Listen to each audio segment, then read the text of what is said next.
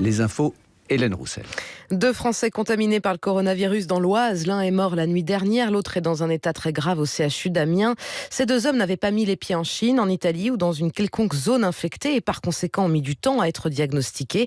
2 hommes qui n'avaient visiblement, selon l'Agence régionale de la santé, aucun lien entre eux. Alors comment sont-ils tombés malades ? C'est la question à laquelle il va falloir répondre et vite. Une enquête est en cours pour retracer leurs emplois du temps de ces derniers jours. Priorité d'abord aux familles, aux médecins généralistes et aux hôpitaux qu'ils ont pu fréquenter. L'homme de 60 ans, première victime française du coronavirus, est mort à Paris à la Pitié-Salpêtrière après une première hospitalisation à Creil. Il était enseignant, prof de technologie au collège La Fontaine de Crépy en Valois.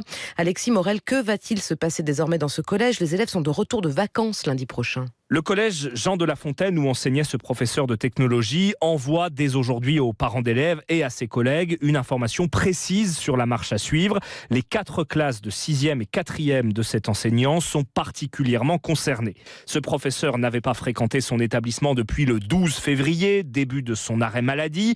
S'il a contaminé des élèves ou des collègues, ça ne peut être donc qu'avant cette date.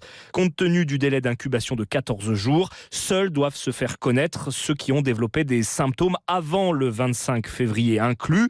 Pour cela, un numéro spécial, le 03 20 30 58 00. Le collège rouvrira-t-il à la rentrée lundi ? La décision sera prise dans les 24 heures. Quoi qu'il en soit, une solution de continuité pédagogique sera trouvée. 2 cas de figure. Si quelques élèves seulement sont confinés, leurs professeurs peuvent directement leur envoyer des cours ou des exercices. En revanche, en cas de fermeture totale d'un établissement, c'est le CNED, l'organisme du ministère spécialisé dans l'enseignement à distance, qui pourrait prendre le relais. Alexis Morel. Et pour le 2e cas, il s'agit d'un agent civil de la défense de la base aérienne de Creil, 55 ans, hospitalisé à Compiègne dans un premier temps avant d'intégrer la réanimation d'Amiens. Une cellule de crise a été mise en place dans la région des Hauts-de-France et le plan blanc déclenché aussi à l'hôpital de Creil, ce qui veut dire mobilisation du personnel, de ceux aussi qui ne travaillent pas si besoin, et mise en place de lits supplémentaires. On devrait en savoir plus ce soir à 19h, point presse du ministre de la Santé, Olivier Véran.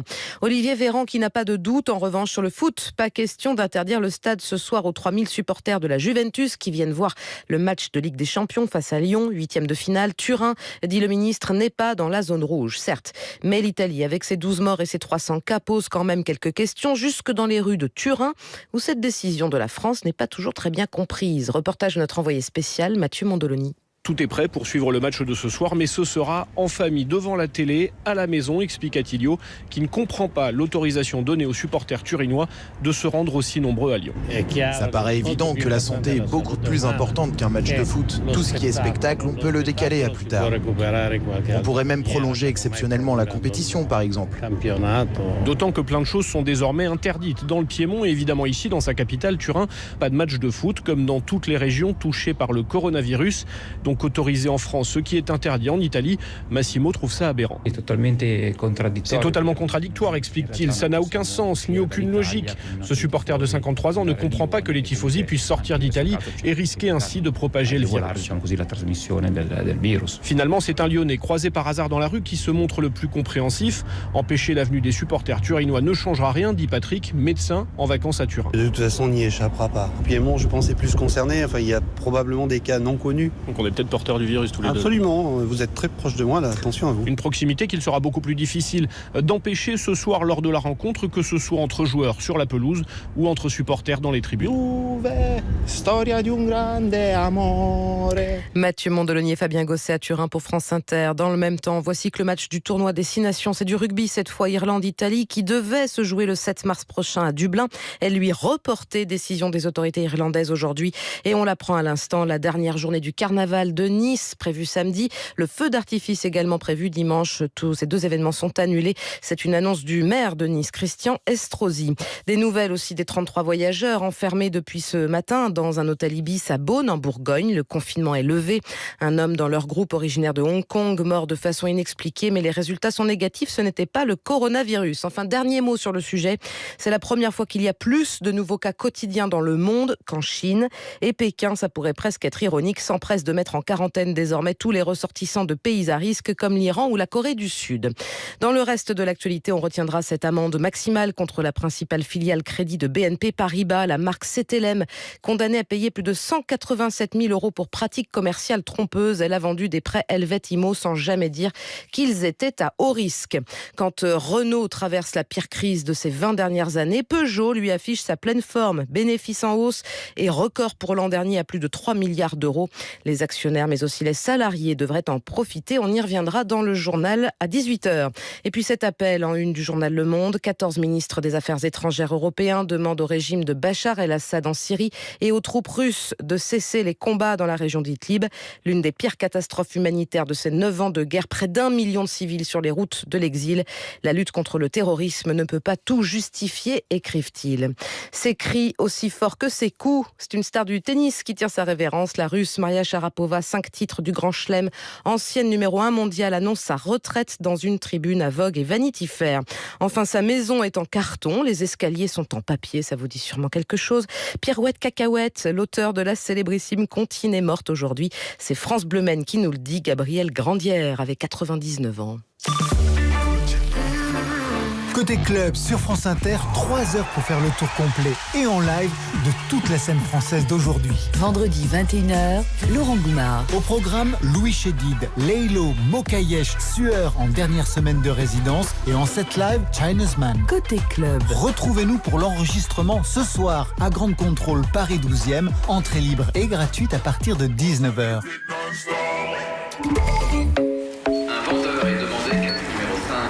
125 heures et 16 minutes. Pardon, 17 minutes. C'est le temps que vous consacrez en moyenne chaque année à faire vos courses. Ah, chérie, on a oublié de peser les pêches. Tu peux y aller ? Et si le moment était venu de consacrer du temps aussi à votre épargne ? À la Caisse d'épargne, nous vous proposons le parcours épargne personnalisé, très utile pour vérifier si vos placements sont toujours en phase avec vos projets. Caisse d'épargne, vous êtes utile. La recherche de performance expose à un risque de perte en capital. France Inter aime Dark Waters, le nouveau film de Todd Haynes. I defend chemical companies. Well, now you can defend me. Aux États-Unis, un avocat spécialisé dans la défense des entreprises chimiques va se retourner contre son camp pour dénoncer une catastrophe écologique provoquée par un géant de l'industrie. Dark Waters, ou l'histoire d'un lanceur d'alerte, avec Mark Ruffalo, Anna Thaoué et Tim Robbins, actuellement au cinéma. Un film France Inter. 17h07, bienvenue si vous nous rejoignez sur France Inter. Charline, dis donc, je me dis une petite question. Ah ? Il n'y a pas de coronavirus en Belgique ? Ah, pas encore. C'est louche, ça, non ? C'est vrai ça, comment ça C'est se un peu fait louche. C'est trop petit. Comme par hasard. C'est la bière qui conserve ? Je sais pas, c'est comme le nuage de Tchernobyl qui s'est arrêté à votre frontière. Voilà, pareil. Ah, j'avais pas pensé, mais bien joué Hélène Roussel, vous êtes une vraie journaliste. Ou alors, le virus n'a pas envie de venir chez nous. Ça, c'est autre chose. Et ça, on lui posera la question. Ouais, peut-être qu'il préfère les gens qui ont gagné la Coupe du Monde, on va savoir. Oh là là, ça évidemment. Merci. Bon, allez, vous voulez qu'on commence l'émission, oui ou non ? Ah, mais bon. Moi, j'attends que ça. Ah, merci Hélène Roussel. On vous embrasse bien fort. Merci pour ces informations. On vous retrouve demain. Avec plaisir. Allez, avec joie, c'est parti. «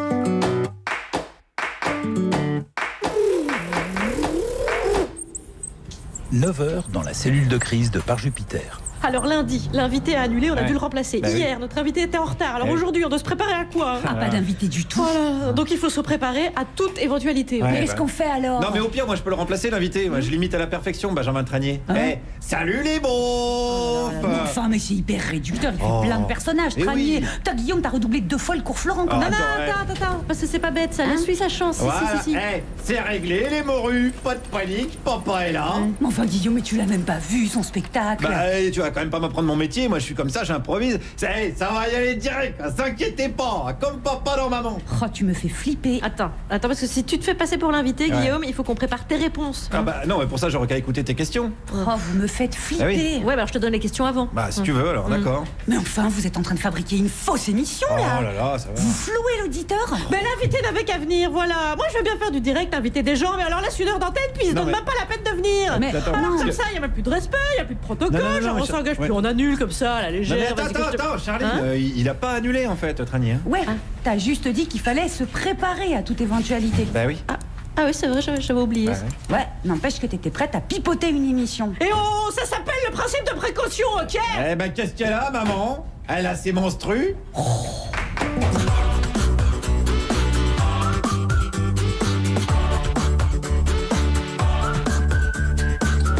Bonjour, la France Inter. Vous écoutez la start-up de la radio publique. Donc voici la devise du jour. Le selfie est le miroir du cœur. Oh la beauté. Voici le sommaire. Les supporters italiens sont autorisés à venir à Lyon pour le match OL-Juventus. Ils ne viennent pas des 6 régions de la botte où les matchs se jouent à huis clos. Alors, face au coronavirus, l'économie mondiale s'arrête et pas le foot, c'est ça? Les supporters de l'OL ne sont pas hyper rassurés. Je veux rester en observation. Mais pourquoi? Vous êtes vacciné, vous ne risquez plus rien. Si, il paraît que ça peut infuser pendant 9 jours. Le Premier ministre a un agenda rural. Et pour que vivent les campagnes, il s'agit de soutenir les petits commerces, notamment ceux où on s'hydrate. Ainsi va naître la renaissance de la France des bistrots. Super, à un détail près, dans les bistrots, parfois, on ne fait pas que s'hydrater. T'as pas honte de vendre du poison? Ah, mais c'est pas vraiment du poison. Il y a quand même des gens à qui on a passé la camisole. Burger Quiz, Quotidien, Hanouna, les rigolos à la télé collaborent avec des co-auteurs qui écrivent des blagues, imaginent des situations. Bref, c'est à plusieurs qu'ils font tourner le moulin de la rigolade. Mais quel est leur modus operandi? Ouais, les gags, on a un paix, une droite, une blague raciste, une allusion pédophile, et voilà, bim, générique de fin. Et voici celle qui a tiré au sort la triplette du jour, c'est Juliette Arnaud. Oui, avec une belle équipe. Tout d'abord celle dont le rêve favori est de troller les concerts de Lara Fabian et de Patrick Bruel avec de la bossa nova ukrainienne, Mélanie Bauer. Oui, aujourd'hui, un album éclectique et fantastique, c'est Futuropoulo, Pelo. Futuropelo. Vous êtes sûr? Futuropelo. Hein. Donc ouais, je suis sûre. On est sûr que c'est pas Lara Fabian. Bon, Très elle va bien. faire Matmata finalement, ça, c'est plus sûr. Ensuite, celui dont le cauchemar chronique est le suivant. Il est tout nu sur un marché blindé de chalands avec pour seule vêture son micro, Guillaume Meurice. Enfin, je sais pas si c'est son cauchemar. Non, pour les autres, à mon avis, c'est un cauchemar. Ben, je vais vous parler du salon de l'agriculture. J'y suis retourné parce que j'adore ça. Et j'adore aussi la technologie 2.0, 3.0. Et ben, au salon de l'agriculture, ils sont 4.0. Et ben, cette année, on a développé un assistant conversationnel. Eh ben voilà. Eh ben, on n'en avait pas avant. Comment on faisait? Ben, maintenant, il y en a un. Enfin, à l'instar de la femme de Colombo, pièce essentielle du récit colombesque, il y a désormais sa première femme. La note taquine et récurrente de sa storytelling pour mieux pouvoir nous raconter c'est quoi le storytelling. Mais va, oui, Bibia. c'est quoi? Ah, Hein, ben c'est c'est quoi moi. Et donc, c'est le sens de l'histoire dont je vais vous parler aujourd'hui. Oui, c'est ambitieux. C'est ambitieux. oui, Le clairement, sens de c'est l'histoire. Ok. Et voici celui qui va enjouer l'open space. Je vous laisse nous annoncer qui vous êtes. Vous êtes Benjamin Tranier. Ça fait vraiment boulard de ça. Voilà. Je vais parler de moi à la troisième personne si ça vous dérange pas. Alors comment va-t-il, Benjamin Tranier? Il va bien, il va bien. Bienvenue dans Parc Jupiter. Vous proposez un spectacle intitulé Le Dernier Relais, coécrit et mis en scène par Zaïd Saebdine. C'est au théâtre Trévise. Vous êtes aussi en tournée dans toute la France, je dois le dire. Si vous habitez Besançon, Lille, Strasbourg ou Toulouse, je vous donnerai des dates tout à l'heure, vous pourrez voir Benjamin Tranier sur scène. Juliette et Guillaume sont allés vous voir. Oui, et on était très heureux. Parce alors moi, on m'avait dit, on va voir Benjamin Tranier, c'est un humoriste. Et pourtant, j'ai pas eu la sensation d'être allé voir ni un seul en scène, ni un spectacle de stand-up, mais plutôt une pièce de théâtre très drôle, voire hilarante, avec un seul comédien. Théâtre, oui, puisqu'il y a une unité de lieu, un relais routier, comme son nom l'indique, qui est un lieu entre donc un point de départ et un point d'arrivée, qui n'est jamais qu'un point de passage. L'unité de temps, puisque c'est le dernier jour de ce relais routier avant de devenir un fast-food. Et puis évidemment, une galerie de personnages familiers ou passants.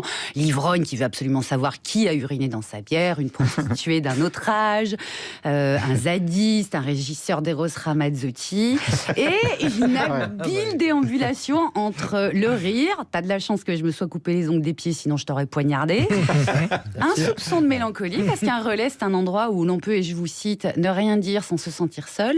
Bien sûr. Et l'idée, comme tous les endroits au milieu de nulle part, de l'endroit hanté avec la bête. Exactement.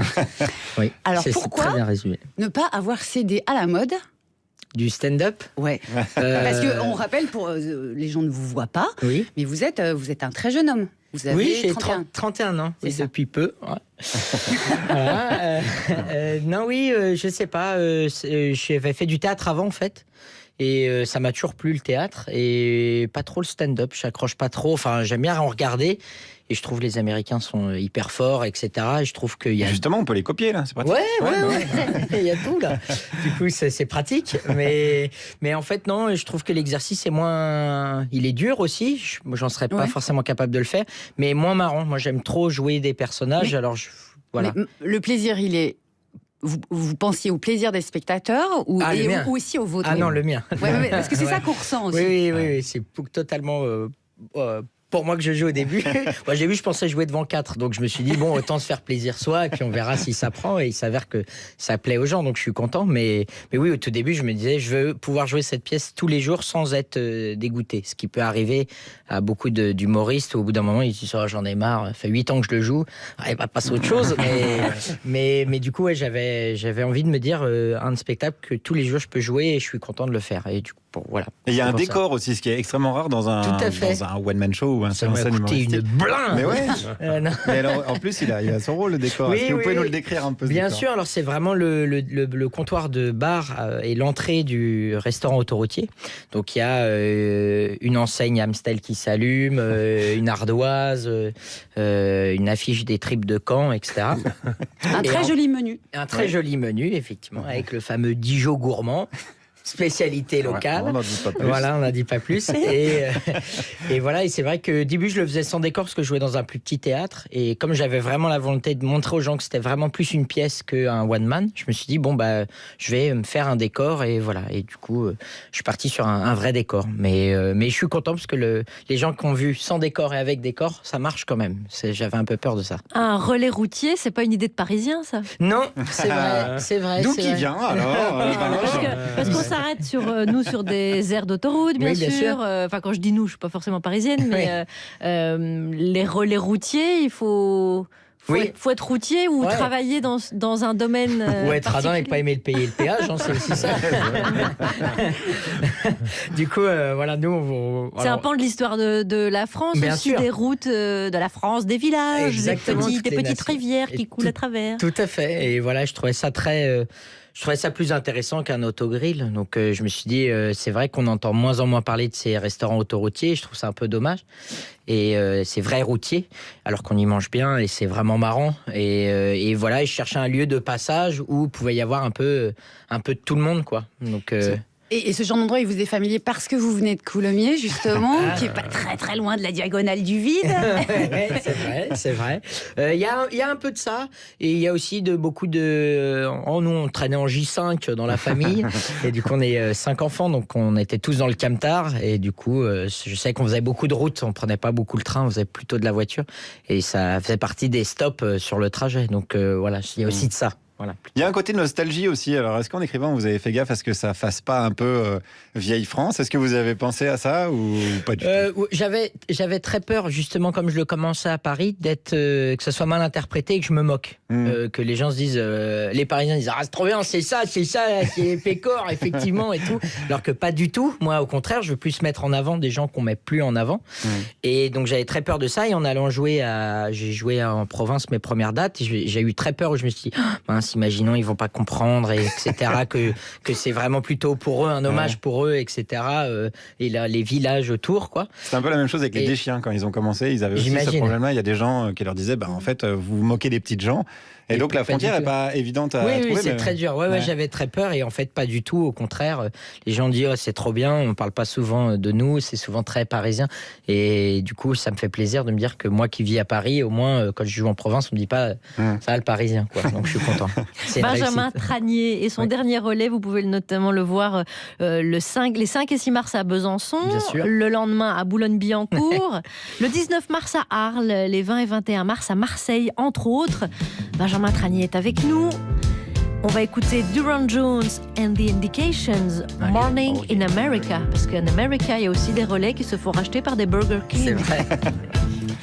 It's still in San Diego.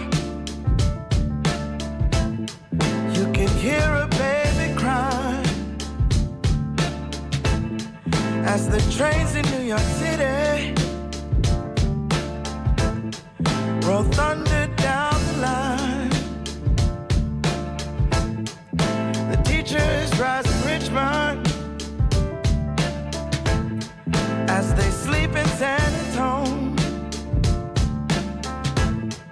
While the harbor lights on Baltimore got nurses headed home, and the jails of Maricopa say a man is but his wrong. It's morning in America, but I can't see the dawn.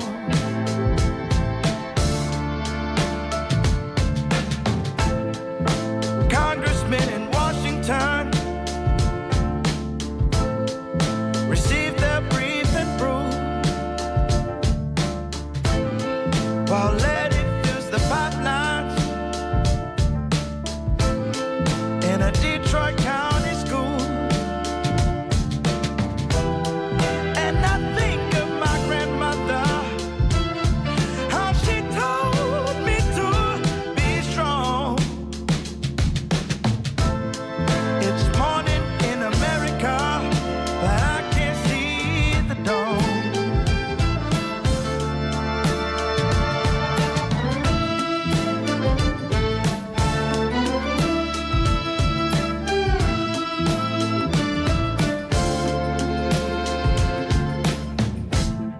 A junkie waits in Jacksonville,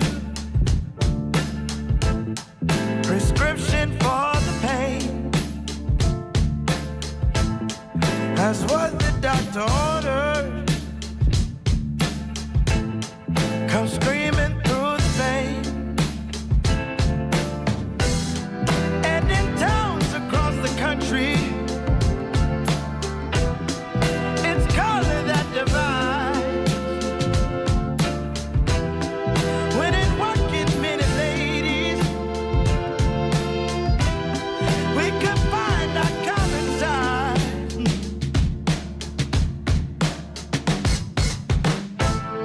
It's morning in America. It's morning in America. We morning in America, and I can't see the dawn. No.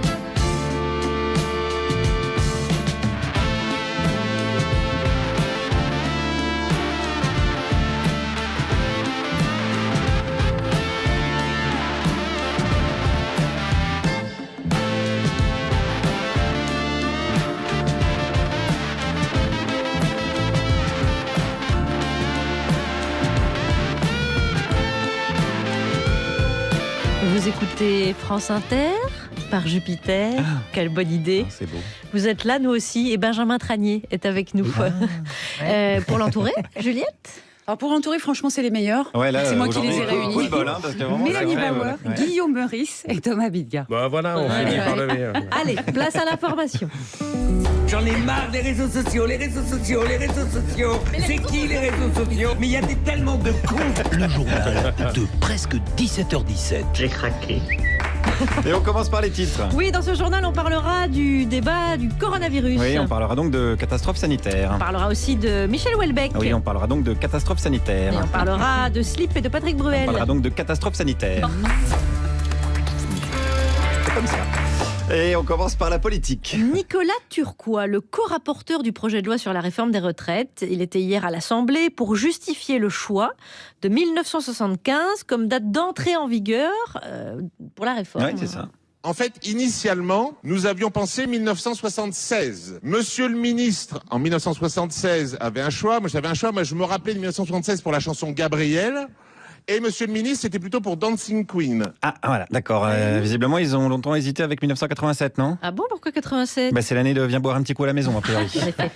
Retraite toujours. Jacques Maire, autre co-rapporteur de la réforme, est accusé de conflit d'intérêts avec ses actions AXA.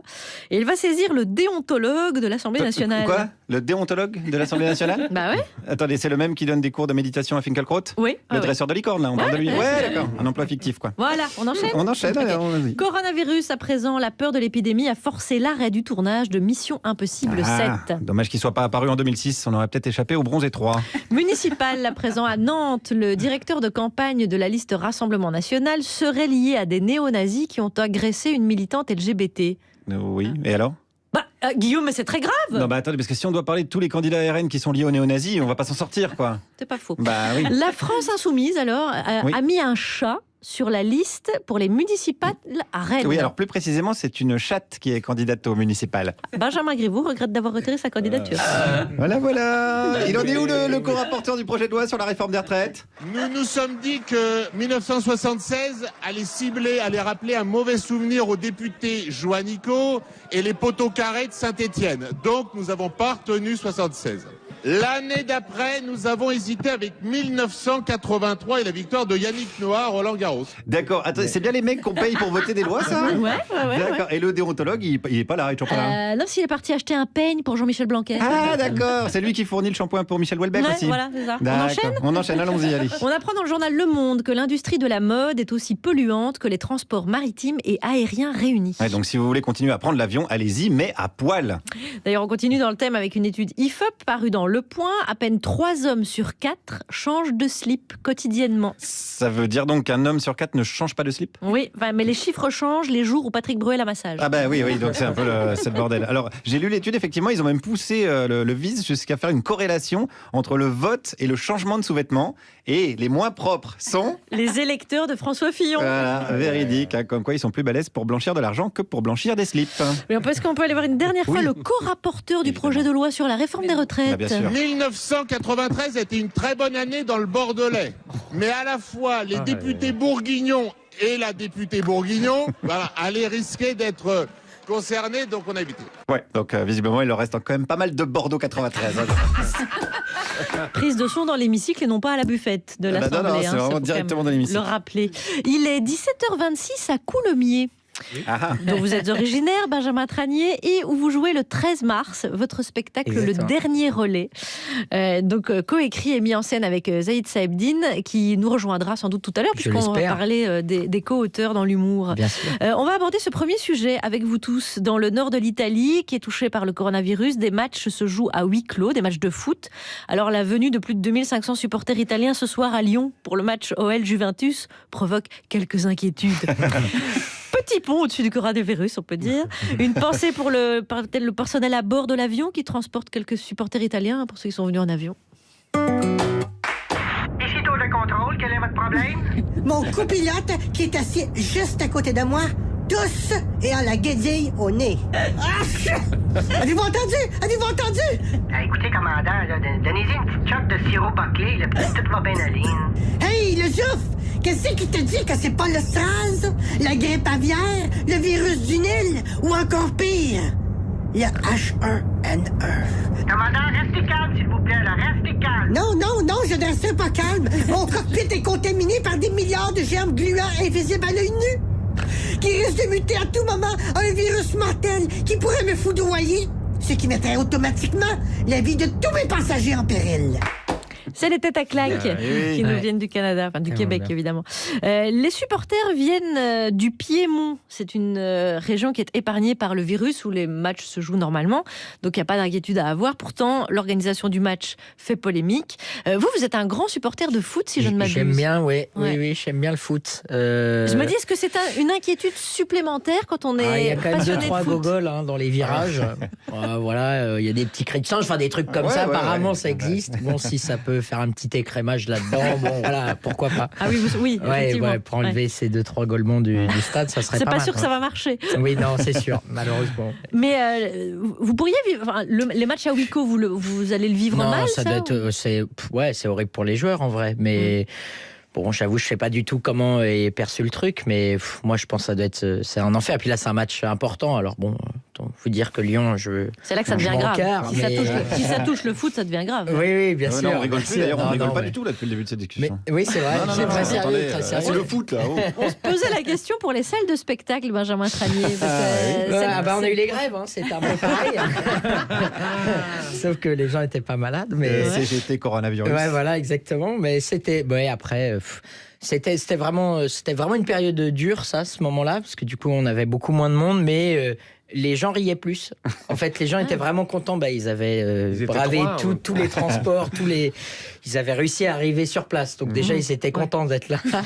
Donc ça, c'était déjà pas mal. Mais ils vont être contents d'être vivants. Ils vont se dire, déjà, on est vivants, donc on va rigoler. C'est exactement ça. Ça va durer. Oui, là, si c'est le fait qu'il y ait un confinement, il y aura personne dans les salles de spectacle. C'est le cas dans les zones qui sont touchées. On ne sort pas du tout. Et les gens vont écouter la radio, du coup, à fond.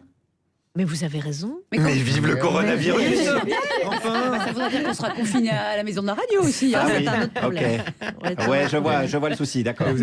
Est-ce que c'est une menace que vous sentez planer ou pas? Le coronavirus? Oui, le confinement, je dirais plutôt. Non, pas trop. Non, ça va. Je le sens. Pour finir là-dessus, il tue, il menace, et pourtant il montre aussi les limites de la mondialisation. Bien sûr. Il réduit les émissions de CO2. C'est vrai. En fait, il oblige à repenser la société et le monde. Est-ce que vous trouvez ce côté-là, outre bien sûr le drame que ça représente, est-ce que vous réfléchissez aussi aux questions que ça pose de façon mondiale et sur notre société? Ah oui, c'est vrai que ça remet vachement des choses en cause. Donc c'est bien si les gens se disent je vais peut-être moins prendre l'avion, etc. C'est pas plus mal. Si ça calme un petit peu, ça laisse reposer la Terre pendant 2-3 mois, c'est pas mal, quoi. Mais je pense que ça va repartir de plus belle dans pas longtemps. C'est les thématiques que vous êtes susceptible d'aborder dans un spectacle ou pas du tout? Non, pas trop. Parce qu'il y a des questions de maladies aussi, mais plus de maladies vénériennes à un moment donné. C'est autre chose. Est-ce que maladie vénérienne, ça laisse une transition pour la musique? Je ne sais pas, je vous laisse juste. Je vous remercie. Bauer, je sais pas. Je la connais pas assez personnellement. Ça fait toujours plaisir.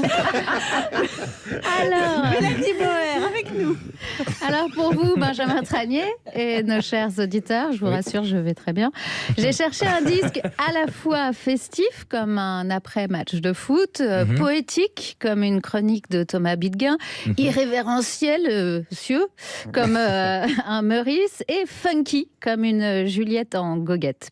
Et j'ai trouvé donc pour vous Benjamin Sportes, aka Futuro Pello. Benjamin Sportes, vous le connaissez peut-être en duo début des années 2000. Il nous faisait valser en fin de soirée à l'heure où le dernier verre est une quête sans fin et où l'amour vache semble une bien belle idée.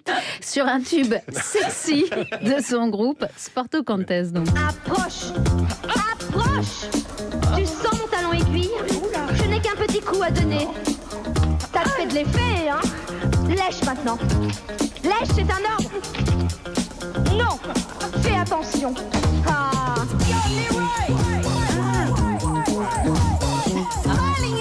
Juliette, vous avez reconnu. Ça vous rappelle des choses. Des ex, a priori. Il y a des prénoms qui reviennent comme ça.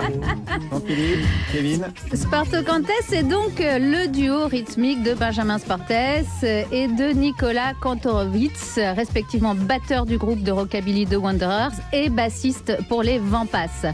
Du muscle et de la testostérone, comme vous aimez, hein, Benjamin Tranier, et aussi un peu de culture classique funk avec un sample du saxophoniste américain des 70s, Jimmy Castor. Vous allez reconnaître tout de suite le sample. Yo, Leroy! What? Your mama, she's calling you, man. Oh, man. No, not that mama. That fine mama you were with last night.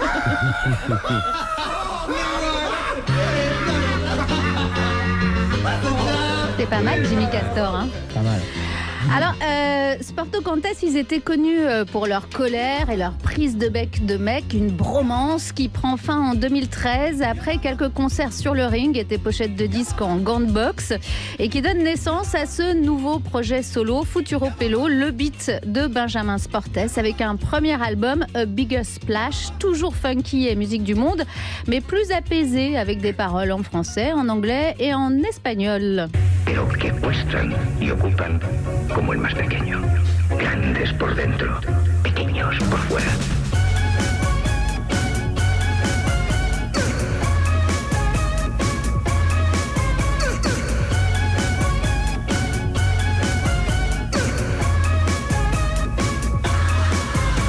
Me toco, Rubén Darío, me quedo sin trabajo ahora. Estoy en paro por culpa de un soneto de Sympa. Hein. Futuropélo au chômage, si je comprends bien. Non, mais c'est littéralement, non Ah ouais. Je sais pas, je parle pas l'espagnol. Futuropélo, c'est donc... lui non plus, hein, il a un accent français, en anglais et en espagnol. Hein. Futuropélo, c'est donc de l'amour, de la danse, du dub, une voix de crooner, des femmes, des rythmes syncopés, quelques instrumentaux de tendresse, un écosystème riche avec des clips en animé et de la BD en guise de biographie et des featuring et des samples. Bref, c'est indéfinissable, swing, hip-hop et original. Et pour mettre les pieds bien dedans, je vous propose le titre Swamp.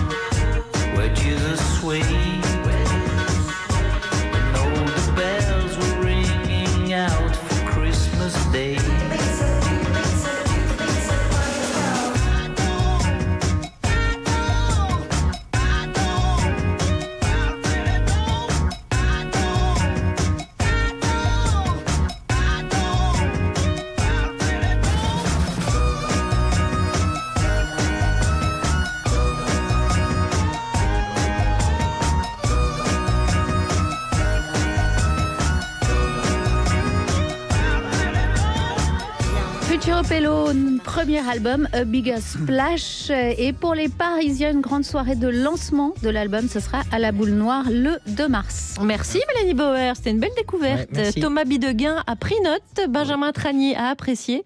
Et comme il n'y a pas que Paris dans la vie, il y a Benjamin Tranier joue son spectacle Le Dernier Relais à Strasbourg le 18 avril, à Montpellier le 21 avril, le 30 à Toulouse, et tiens, le 19 mars à Arles par exemple.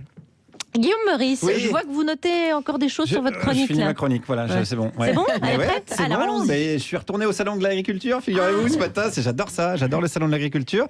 C'est un endroit où on prend soin des animaux, on les bichonne pour après les défoncer au pistolet électrique. C'est vraiment un truc sympa. C'est comme si tu amènes ton gamin chez le pédiatre et que c'est Michel Fourniret, le pédiatre. Il y a un petit ascenseur émotionnel. Bon, c'est sympa quand même.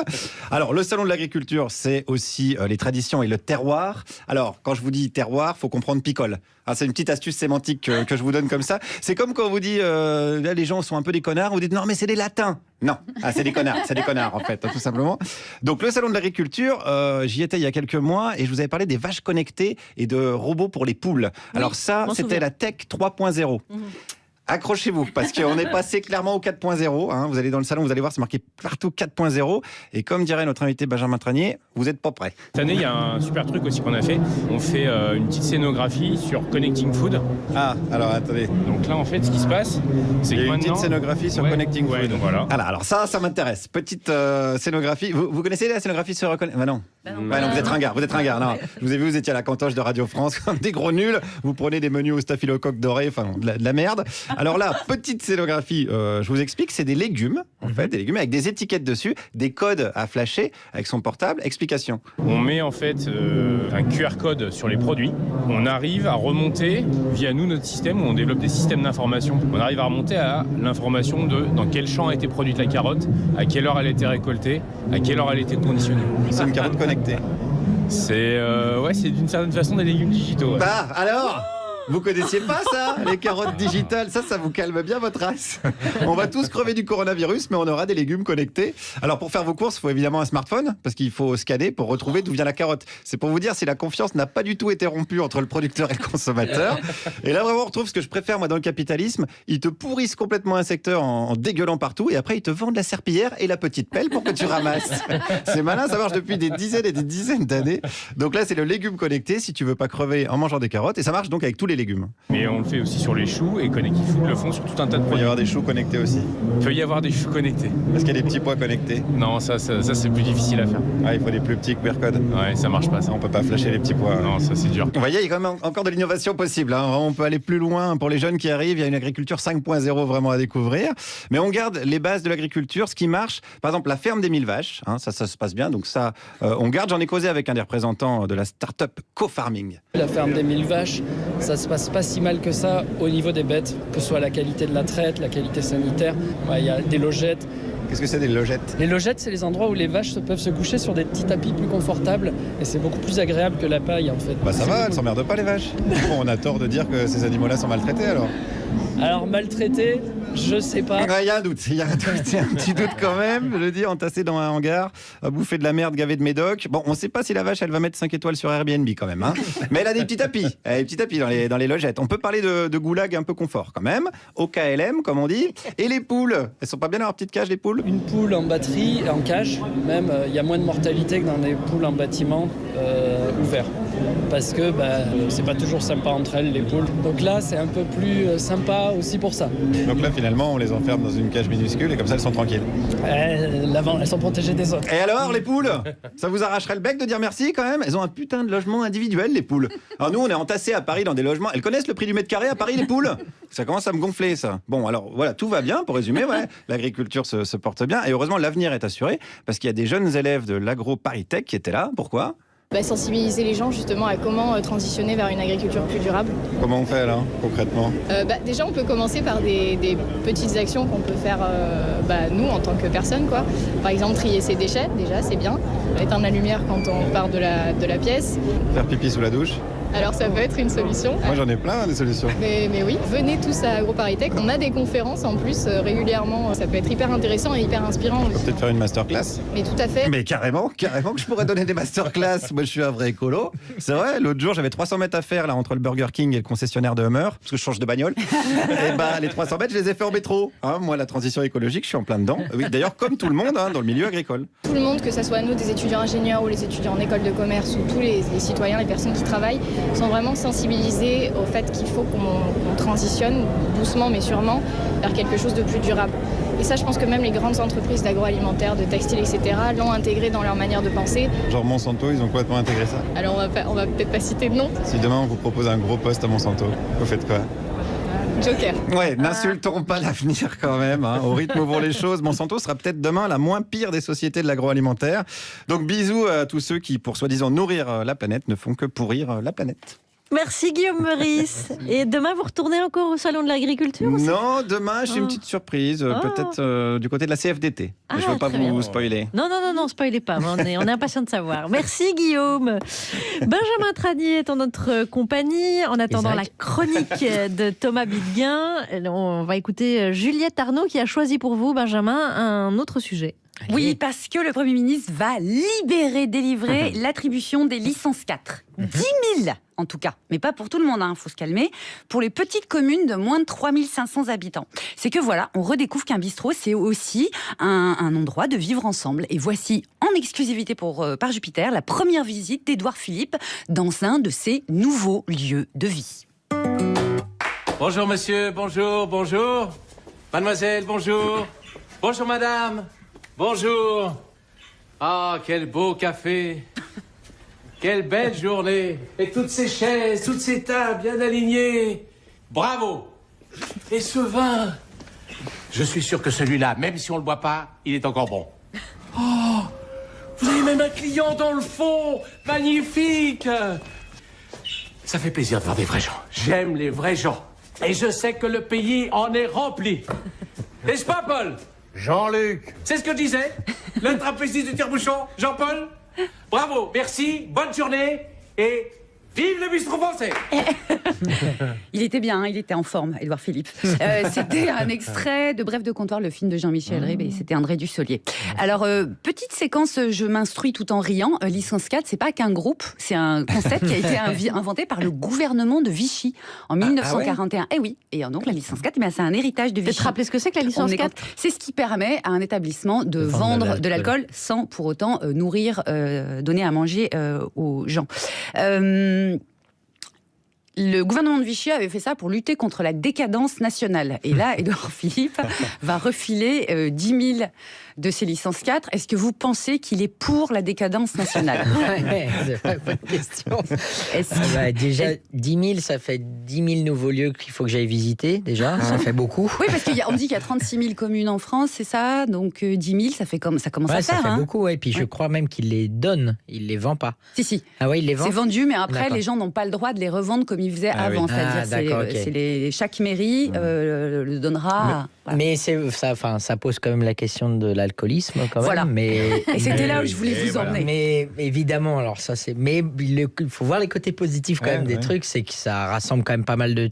Moi j'avais vu une vidéo il y a pas si longtemps passé où c'est un gars qui a carrément un food truck mais de bar où il va de petit village en petit village et les gens sont trop contents et il y a tous les âges et tout le monde vient jouer aux fléchettes, boire une petite bière dans son food truck un peu bar et du coup ça faisait un peu de peine ce qu'il disait moi je suis demandé partout, je fais le tour de France et j'ai personne en fait, je suis tout seul quoi. Et du coup je trouve que c'est bien parce que la plupart des gens qui étaient interrogés disaient nous on s'ennuie dans notre village en fait, il y a rien à faire, on n'a pas d'endroit où se retrouver tous ensemble, on n'a pas tous des grandes maisons. C'est un problème de à quel moment on peut être les uns avec les autres dans un village s'il n'y a pas de bar. Mais les églises, ronds-points. Pardon, mais justement, mais c'est ce que disaient les Gilets jaunes. Ils disaient qu'ils retrouvaient sur les ronds-points ce qu'ils avaient plus dans les bistrots, puisque les bistrots étaient fermés. C'est vrai. C'est ce côté-là qui est quand même positif, moi je pense. Mais bon, c'est vrai que on va retrouver plein de gens sur le bord de la route. Ça va être Walking Dead quand même. Après, personne n'est obligé dans un bistrot de boire de l'alcool. Hein. Oui, bien sûr, bien sûr. C'est tellement agréable. Oui, mais là, s'il promeut la licence 4, c'est clairement pour vendre de l'alcool. Il pourrait très bien dire qu'il ouvre des lieux, des bistrots. De boissons détox. Est-ce qu'on peut sensibiliser un bistrot sans licence 4, c'est une maison de la culture. Non, la vraie question, c'est est-ce qu'on peut être heureux sans alcool, Charlie ? Est-ce qu'on peut se rencontrer et créer du lien social ? Ou est-ce que l'alcool est le lubrifiant social qui permet aux gens de se rencontrer ? C'est ça la question. Benjamin ? Éclairez-nous. Est-ce que vous connaissez un autre lubrifiant social que l'alcool ? Le karaoké. Il y en a plein. Bien joué. Allez, on a la peut solution. rester là-dessus. On peut essayer de voir Philippe nous écoute. Thomas Bidguin. Voilà. Ouais. Voilà, oui, donc voilà, c'est à moi. Eh bien, salut. Et une fois de plus, donc, je viens vous parler de storytelling. C'est ça que je fais ici. Je viens parler de toutes ces petites bits d'histoire qui s'envolent innocemment et qu'on s'envoie et qui, mises bout à bout par les artistes de la narration, forment les grandes couilles de l'histoire qui se balancent tendrement au gré de nos promenades d'hiver, avenantes et cordiales, jusqu'à ce que nous vienne l'idée, bien sûr, saugrenue de les clouer sur la place rouge. Le storytelling, quoi. Bon, et le concept du jour dans le storytelling, c'est le sens de l'histoire. Le sens de l'histoire, la grande, qui donne un sens différent aux histoires, les petites, celles qu'on raconte, celles qu'on écrit, celles qu'on invente. Voilà, on ne lit pas Céline comme on pouvait le lire en 1937. On ne lit pas Maznev comme on pouvait le lire début janvier. On pense à ceux d'ailleurs qui ont offert un de ces bouquins à Noël. Oh là là, alors nièce. Qu'est-ce que tu fais dans la chambre de la petite ? Rien, je viens récupérer un truc. Voilà. Et donc voilà, on ne peut plus, comme dans les années 70, faire un film sur l'émerveillement de Jean-Pierre Mariel devant le cul des petites filles. On peut plus construire un film sur l'effroi qui saisit Christian Clavier quand sa fille épouse un homme de couleur. Ah si, ça on peut toujours. Alors, enfin bon, les époques passent et le sens de l'histoire donne un sens différent aux histoires. Et c'est bien ce qu'on va pouvoir mesurer dans 2 jours à la cérémonie des Césars. Eh oui, c'est dans 2 jours. Donc les entrées sont closes. Je dis ça pour Benjamin Griveaux, c'est plus la peine de continuer de tourner. Alors, donc voilà, bien sûr. Le soir de la cérémonie, tout le monde mettra ses plus beaux habits. Mais le soupçon régnera. On se méfiera les uns des autres. Un peu comme une soirée sur le Diamond Princess. Et puis, l'académie a volé en éclats. C'est comme ça. Ils se sont fait dénoncer pour une connerie. Et puis, tout est allé très vite. La démission générale, la honte, l'effondrement. Exactement comme pour mon premier mariage. Et oui, Alain Terzian nous quitte. Il nous quitte la même année que Notre-Dame. C'est ça, un plafond mal entretenu. Et... Donc voilà, en tout cas, ils ont apparemment tous les problèmes du monde pour trouver quelqu'un à qui remettre le César d'honneur. Quelque chose me dit que ça ne sera pas un réalisateur chinois cette année. Sauf bien sûr si c'est le César d'honneur d'Organe. Et puis, même pour les remettants, voilà, on dit que ça se bouscule pas au portillon. Personne n'a envie de sortir sur la photo à côté de Roman Polanski. C'est un peu comme remettre le prix Nobel de la paix en 1942. Donc voilà. Selon toute vraisemblance, le seul qui aurait accepté, c'est Juan Branco. Très émouvante sa lettre pour assurer la défense de Terzian. Enfin bon. Voilà. Mais le sens de l'histoire donnera un nouveau sens à la cérémonie. Prenons l'exemple du César du meilleur décor. Alors voilà, soit c'est le gars qui a peint les murs, tendu du tissu et planté des clous pour J'accuse, qui gagne, en l'occurrence Jean Rabas. Et là, c'est la victoire du patriarcat, c'est la victoire de la culture du viol, salaud, dégueulasse. Soit, sinon, c'est le type qui a peint des murs, tendu du tissu et planté des clous pour le film de Céline Sciamma, Portrait de la jeune fille en feu, qui gagne, en l'occurrence Thomas Grézeau. Et là, c'est le triomphe du féminisme, de toutes ces nouvelles images et du female gaze, ce fameux nouveau regard posé sur le genre. Parce que désormais, ce n'est plus ce qu'on fait qui est important, mais qui on est. On est, ou dans le cas des chefs d'écho, pour qui on plante des clous. Voilà, donc Lajli, le réalisateur noir de banlieue, fait un film sur les violences policières à Montfermeil. Céline Sciamma fait un film de femme, avec du female gaze un peu partout, comme s'il n'y avait pas de lendemain. Roman Polanski fait un film sur un juif victime d'une cabale juridique. Et Nakache Toledano, un film sur 2 mecs hyper sympas. Voilà. L'important, maintenant, c'est qui on est, c'est d'où on parle. Est-ce que Gustave Flaubert pourrait aujourd'hui écrire Madame Bovary sans être au préalable relu par une femme au foyer, provinciale et dépressive ? D'ailleurs, on ne dit plus femme au foyer, on dit blogueuse. Mais c'est comme ça, le sens de l'histoire. Ça finit par donner du sens à tout, même au César. Et du coup, cette année, c'est une minorité qui va gagner. Ça, on en est sûr. Soit la minorité des cinéastes de couleur, soit celle des femmes réalisatrices, ou alors celle des réalisateurs violeurs. Parce qu'ils sont toujours, je crois, une minorité. Roman Polanski a visiblement passé les années 70 la bite à l'air. Céline Sciamma va passer les années 2020 à nous expliquer le cinéma. Mais je crois qu'on a quand même toujours le droit d'en avoir un petit peu rien à foutre des Césars. Bah oui, ça va. C'est pas les Goya. Et puis le sens de l'histoire, ce qui est chouette, c'est qu'il continuera de tourner. Moi, cette année, si vous voulez des informations, je suis nommé au David di Donatello. C'est les Césars italiens. Pour une adaptation d'un petit roman de Buzzati. Voilà, alors ça se passe en Italie la semaine prochaine. Je vais peut-être y aller.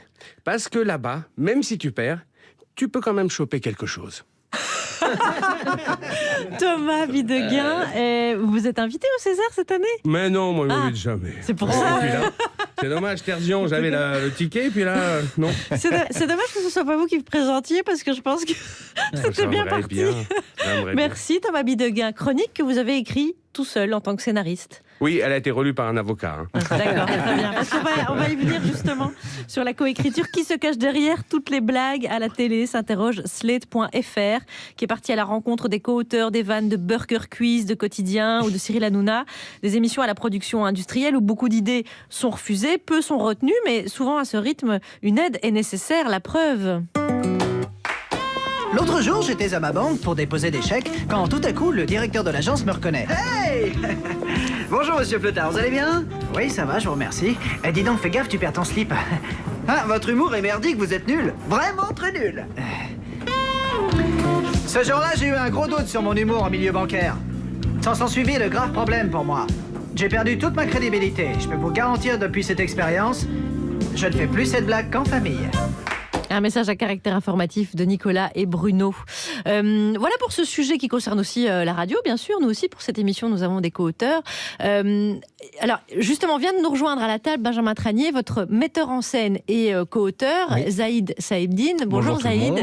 Alors, comment est-ce qu'on se trouve, comment est-ce qu'on coécrit un spectacle ? Bonne question.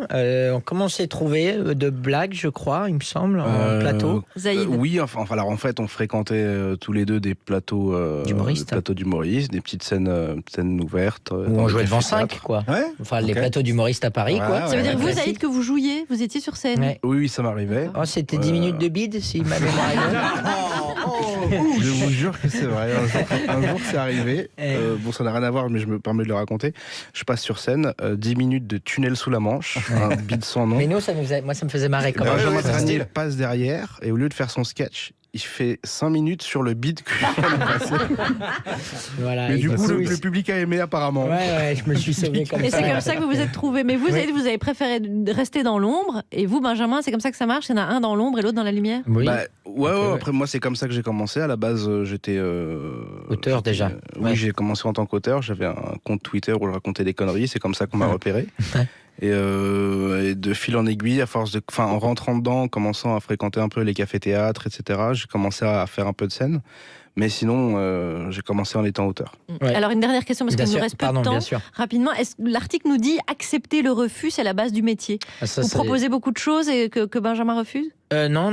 Moi, je lui dis qu'il peut voler au gré du vent, il fait comme il veut. Mais c'est vrai que l'avantage pour Zaïd d'avoir bossé avec moi, c'est qu'il m'a un peu, pas créé toute pièce, mais il a commencé avec moi au tout début, c'est-à-dire que je commençais, et du coup, ce qui est excitant pour lui, c'est qu'il voit l'évolution, alors que, voilà. Le résultat sur scène dans le dernier relais. Donc, avec Zaïd, restez avec nous. On va faire un sketch. Oui, plaisir. Tenez, monsieur Tranier. Coécrit par Ramzi Assadi, par exemple, on peut le citer. Ouais, voilà. Très bien. Alors le thème du sketch. L'écart se resserre dans les sondages entre Anne Hidalgo et les autres candidats à la mairie de Paris. Son équipe a donc décidé, à Anne Hidalgo, de recruter un nouveau conseiller. Et ce sera vous, Benjamin. Charline sera Madame la maire. Très bien. Et Guillaume sera le bras droit d'Anne Hidalgo. D'accord. Salut les bouffons. Et alors, comment elle va, ma petite espingouine là? Mais c'est quoi ça? Oh là là, ma petite poêle adorée. J'ai envie de te boulotter. Mais qui a fait entrer Marcel Campion? Non, c'est Vincent Grossard. Eh ouais, mais c'est 20-20 pour les intimes, non, vous trompez pas. Mais qu'est-ce qu'il fout là? En fait, il va nous aider à toucher un autre public, parce qu'en ce moment, l'écart se resserre là. Bah ouais, ma petite danseuse de flamenco là. Les sondages sont très serrés, donc dans mon calbut moulax là, bien serré. Mais vous avez suivi la campagne? Vous connaissez nos concurrents? Mais oui, là, il y a le Toubib là, qui a remplacé le cinéaste amateur, le petit coquin de la véleuse, de la moelleuse. Oui, donc il y a Agnès Buzyn, d'accord. Ouais, il y a aussi la corne de gazelle, là, celle qui a fait des you-you en robe Dior et en Louboutin. Bon, oui, alors d'accord. Bon, qu'est-ce que vous proposez? Ton problème, ma petite tortilla de Lloret Delmar, c'est que tu fais trop bobo. T'es trop propre. Ouais, il faut salir un peu. Comment ça, je fais trop bobo? Bah ouais, tu crois que je te vois pas là, tous les dimanches à manger des graines de chia achetées à la map là, entre deux parties de molki au parc des Buttes de Chaumont. Je te connais, ma petite moule au safran. Et donc, qu'est-ce que je peux faire? Moi, écoute-moi bien, ma petite rondelle de chorizo. Dimanche prochain, tu viens avec moi sur le parking du centre commercial de Clé-Souilly, c'est à côté là, de la foire fouille. On va prendre mon Opel Tiga cabriolet avec le beau drapeau là, du Portugal, et on va faire glisser les pneus sur l'asphalte si fort que tes plombages vont sauter. Un concours de tuning, vous voulez dire? Pas de tuning, ma petite croquetate de Ramon là. Non, du Cannonball Runs façon Need for Speeds, Aaron Paul, Tobey Marshall. Oh là là, Paul Walker, si seulement Dino avait avoué. Putain, Oui, d'accord, mais politiquement, vous proposez quoi exactement? Oui, on sait même pas si vous connaissez Paris, là. Mais bien sûr que je connais Paname, là, aussi bien que la petite poche de mon slibard. Donc, quelles sont vos propositions? Eh ben, c'est simple. Je vais mettre plus de monuments aux morts dans la ville, à commencer par la statue de notre grande odeur de nature de Paul Walker. Oui. Putain. Je vois pas du tout qui c'est. Donc... Paul Walker. On est juste abrégé. Parce que nous sommes en retard. Paul Walker, c'est moi qui sais. Je sors du sketch. Hein. Putain, j'avais lui lancer mon verre. Benjamin Tranier, que vous pouvez aller voir sur scène dans Le Dernier Relais, en ce moment au Théâtre Trévise, et puis dans toute la France. Merci beaucoup, les amis. Merci à vous. Allez, nous recevons demain le chanteur Stomy Bugsy. Puissant, il n'y a pas d'autre mot. Et j'ai pas peur de me mouiller.